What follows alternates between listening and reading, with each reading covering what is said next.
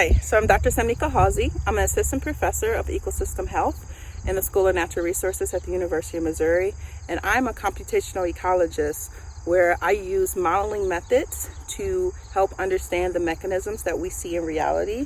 So some of the things that I study are tick-borne diseases and how biodiversity influences disease risk for humans. I also study in federally threatened dune thistle that occurs along the Great Lakes with each other.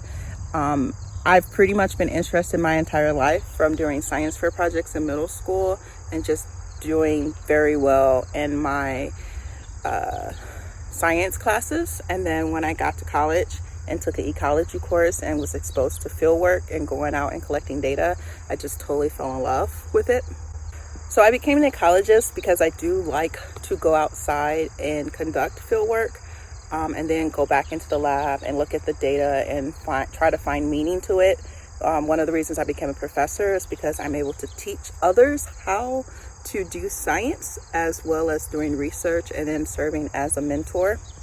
So my path to get to where I am after high school, I started college. I went to a four-year university, and although I originally wanted to be a doctor, I changed my major to biology after I took that ecology course, and I got my bachelor's in biology. I then went on to do my master's at Chicago State University in biological sciences.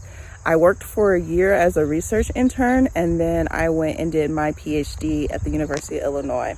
So after I finished my PhD, I was a postdoc briefly for about 3 months before I started my position as assistant professor here at the School of Natural Resources in fall of 2019.